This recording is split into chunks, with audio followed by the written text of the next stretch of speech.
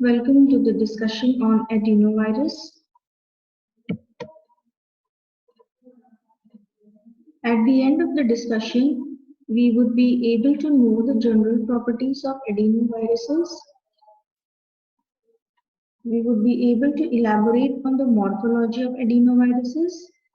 We would be able to know the clinical features, laboratory diagnosis, prophylaxis, and treatment for adenovirus which infects humans.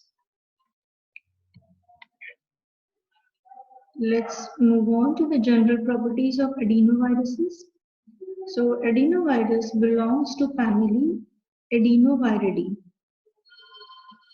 This family has two genera, the AV adenovirus which infects birds and the masked adenovirus which infects mammals including humans. The human adenoviruses further have 51 serotypes and 6 groups. This serotyping and grouping is done on the ability to agglutinate monkey or rat RBCs. So here on the slide we have the explanation of what is agglutination of the RBCs. So we have a virus and it interacts with the receptors on the specific RBCs and agglutinate them. Then the serotyping and grouping is also based on the oncogenic potential in animals like rats or cell lines and the guanine cytosine content of the DNA of the virus. Coming to the morphology of adenovirus, this is a non-enveloped virus. It has an icosahedral symmetry and there are fine projecting proteins like protrusions from each vertex. So it gives the virus a very special appearance like a space vehicle. Then this virus has a linear double-stranded DNA.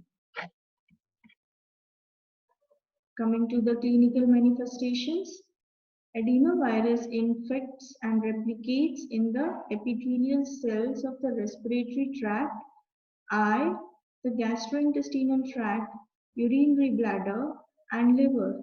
So, infection can be acquired through inhalation of droplets in the air and through inoculation of the conjunctiva. Infection can be or presented as pneumonia in small children. The virus can cause acute respiratory disease syndrome as outbreaks in military recruits. It can cause pharyngoconjunctival fever, which is also known as swimming pool conjunctivitis. It is a combination of pharyngitis, conjunctivitis, and fever. It occurs at outbreaks in summer camps of children where swimming is practiced. Adenoviruses can cause epidemic keratoconjunctivitis in adults, also called as shipyard eye. It can cause infantile gastroenteritis in young children and acute hemorrhagic cystitis in children, especially in the boys. In immunocompromised host, it causes severe pneumonia. In transplant recipients, it can cause pneumonia, hepatitis, nephritis, colitis, encephalitis, and hemorrhagic cystitis. Coming to the laboratory diagnosis, different specimens can be collected depending on the manifestations.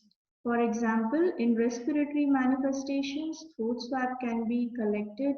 In conjunctival infections or ocular infections, conjunctival swabs can be collected. In gastrointestinal infections, urine can be collected, and in cases of in gastrointestinal infections, stool can be collected, and in cases of cystitis, urine can be collected. We can move on for virus isolation. The virus can be isolated on human embryonic kidney cell line and A549 cell lines. The growth is seen in the form of specific cytopathic effects, seen as rounding and grape-like clustering of the swollen cells. Also, the growth can be identified by detection of the viral antigen by direct immunofluorescence. The explant culture can be done on adenoid explants, but this technique is not practiced nowadays. Serotyping can be done. The specific antigen is detected by heme agglutination and neutralization tests. The viral antigen can also be detected from different specimens by direct immunofluorescence test.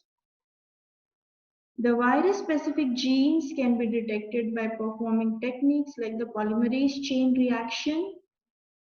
The antibodies can be detected by different methods like the complement fixation test, ELISA, heme agglutination inhibition test, and the neutralization tests.